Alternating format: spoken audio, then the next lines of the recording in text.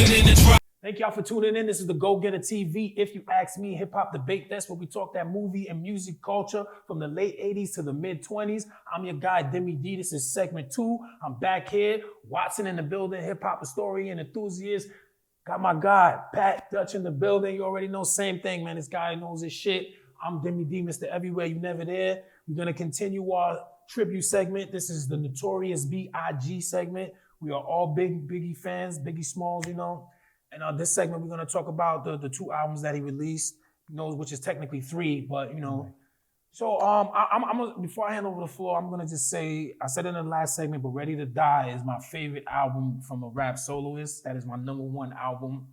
I felt like when people say, oh, if Biggie was still here, he wouldn't have lasted or he would have faded out. What I want to point out before, you know, I hand y'all the floor is Ready to Die and Life After Death shows the transition.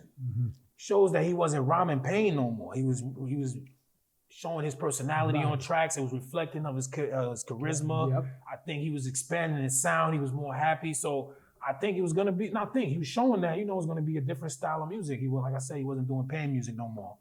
So the 2 albums, I mean, I don't know what you want to start with as far as, let's start with Ready to Die. I guess what drew you to it? What was it? So, being that I'm from Bed-Stuy, I live in Brooklyn. Brooklyn in the building. You already know Red Hook, what up, yo? I was one of the fortunate guys to have Ready to Die almost a year before it actually came out, because it was a bootleg. Big was putting it all over the streets. So I had the version of Ready to Die before he added, you know, Big Papa and Juicy to it. This was the one where you had Sadat X on a song called Come On, Mother Effer, Come On. Like that was like that. Right. But in terms of Ready to Die, Biggie, first of all, he's 21, 22 when he did Ready to Die. Every song, he's rapping 3 verses. So if you want to talk about a lot of rapping, if you look at every single song, he gave you 3 verses of just pure lyricism. And not just rapping. It's continuations. Like his theme, his story, is sticking to, it's not just a bunch of bars. So already the storytelling is there on songs like Warning, right? The introspective, like I said before. The title track.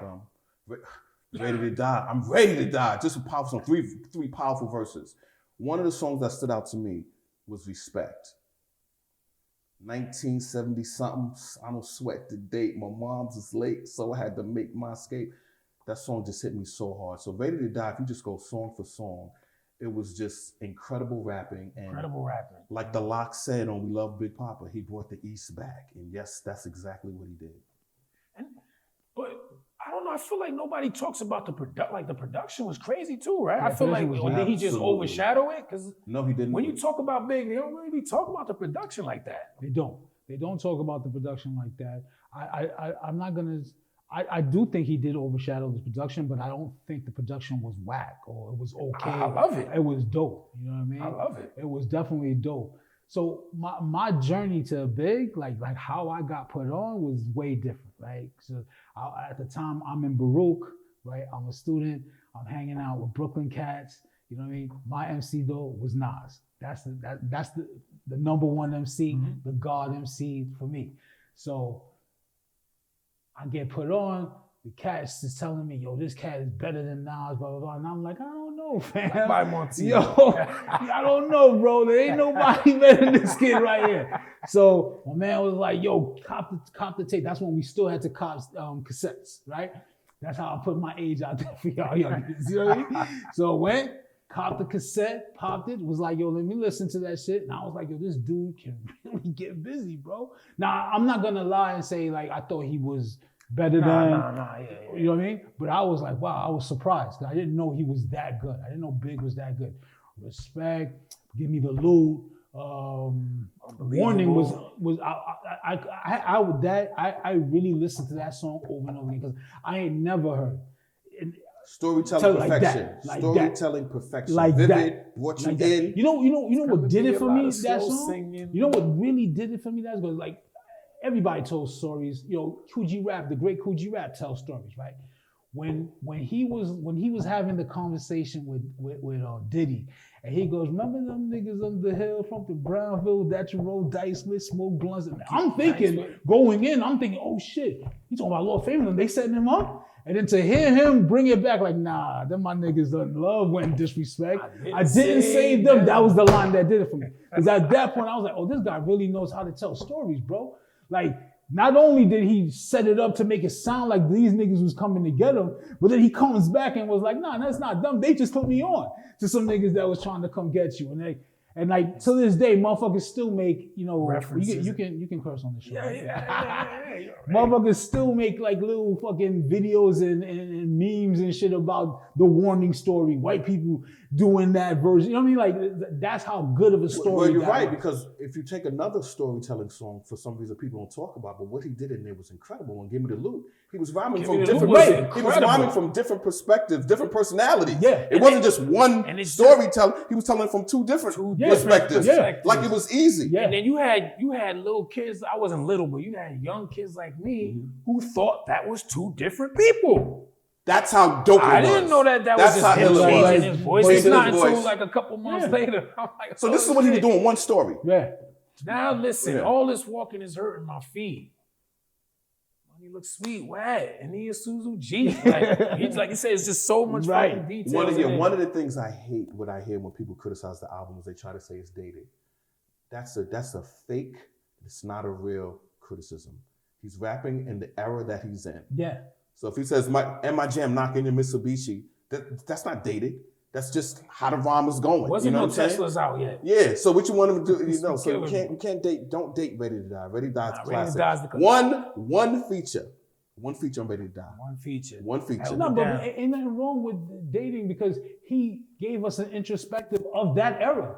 No, I get it, but people use that to try to downplay the album, that it sounds dated. I get that. It was when they try to compare Ready to Die to other albums, it sounds dated because he's talking about Larry Johnson and all this kind of stuff. Well, that's what I'm saying. Teslas wasn't out. Right. LeBron James wasn't in. And listen, and like I said before, one guest feature.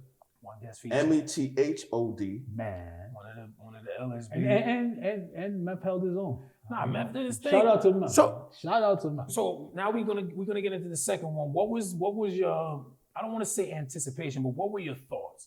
Were you think like, damn, yo, can he do it again?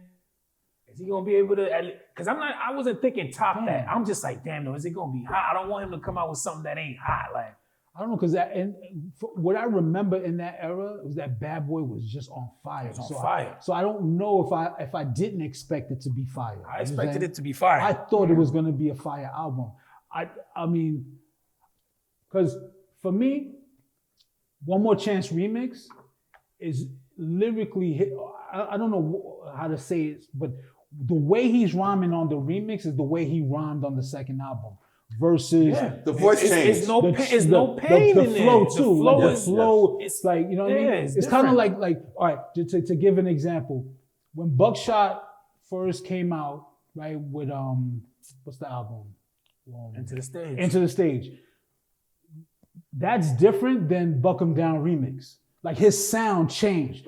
For me, the Biggie did the same with One More Chance remix. And then so the way the second album sounds is like impeccable to me. It's impeccable. Yeah, well, I need another, like his personality was just all over the album. His flow was outrageous. So here's what happened why going into Life After Death I knew was just going to be the game changer in hip hop. Remember in '96, he did the Get Money remix. That was fire. And you heard the way he was rhyming. Right. Frank White, the Desperado. He used to rock all black Movado, all black Eldorado. So you got that. Then he's on Jay-Z's album, Brooklyn's Finest. Who shot your mob ties like Sinatra?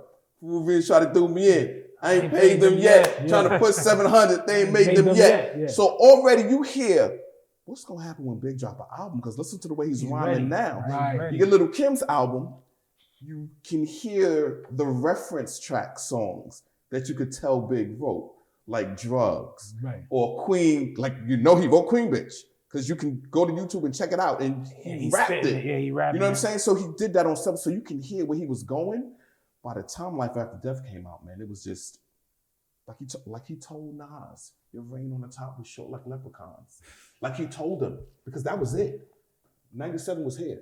That ended it. Now, Big ran 97 because he passed away. Big is alive in 97. It gets way worse. Everybody, like Raekwon said, this man was gonna eat this man was going Oh no, to he was eat definitely crazy. gonna eat. So yeah, I saw what he was about to do with Life After Death, and he exceeded my expectations. Yeah, he did. So what? Good. That's a good segue right there. So what were your favorite joints on that? So I love the dough because at this point Jay-Z started to make a name for himself. You know what I'm saying? And it started to be like, yo, who better, Big and Jay? Right. People started talking that. So I was like, well, we're gonna find out right now. I'm going straight to I Love the Dough. I want to hear this. And my goodness, I could not leave I Love the Dough for the longest time. I just kept playing it, man, before I can even get to end of the song. Because, you calling your man to argument, yo, who had the best verse, Big and Jay? You know what I'm saying? I'm Papa Magnus by Jacob Bag something, so you all into that. And then, Can I Live to My Last Days? Last Days, Havoc Production. Absolutely. It goes from Last Days to I Love the Dough. I was like, man, this is just, and then that verse, illegal transactions and Farragut with Arabic, whatnot. They put 12 up in the bedroom. So Big's rapping was just Off the chain. There was just no debate. At this point, to me, there was no debate. Was just making It was no debate to me who was the king of New York and then who was the best MC at this point. Off the chain. I mean, just like storytelling. Like you said. I got a story to tell. The first song is a story. Yeah, the first Somebody's song got to die. Somebody's got to die. He's storytelling. Destroying it. Destroying them tracks, B. Listen, Destroying even I kicking the door, like, so that was my expectation, given what the analysis you gave, and that's what I was trying to say. He sounded like he just went another level with the lyrics. But I think what blew my mind, what was super impressive, some people might agree with me, disagree with me, but when he took Bone Thugs style and he demolished that shit. That was the one right there. That's when I was like, this dude is unstoppable. He's not, bro. but you know This what? dude You know is what he don't get unstoppable. credit At for? that point. But you know what he don't get credit? Well, didn't get credit for? I don't know if it was rolling with the bad boy thing, but like, yo, Big was serious about this shit. Yeah. Like he was like Kobe. He like Big was a student. He's trying to get better. He's trying to refine the talent. Like he wasn't just like eating. Because I don't know. He was like, serious about that shit. Dudes that rhyme fast, like, the Busta Rhyme, Tongue Twister, those dudes, like, Bone Thugs, I give them another level of respect because I can't do like I can't even recite their rhymes. You know what I mean? It's just too fast for me. I may understand what you say, but I can't recite that. So to think the dude went into the studio, did not write any of that, and then just it's outrageous. It's outrageous to me. It's a Big one of the best, man. And like I said, Life After Death is the best double album, B. It's the best double disc. I 100% co-sign that. Life After Death is the best double disc, B. I'm just gonna say no. Just gonna say no. That Wu-Tang double disc is crazy, bro. Yo, niggas know I love Wu-Tang. It's crazy, bro. Like I don't want to take nothing away from. It's like right there. Tomorrow I might say Wu-Tang. But that Wu double CD is fire, bro. But you know what though? Check this out though, P. It's none of them niggas, B. That's true. That's true. Big had a lot of features, but he held it down though. No, he did. No, he absolutely did. We're gonna close it out there again. If you ask me, hip hop debate. I'm your guy, Deme D. This is where hip hop lives. Make sure y'all subscribe, share, hit that red button, tune in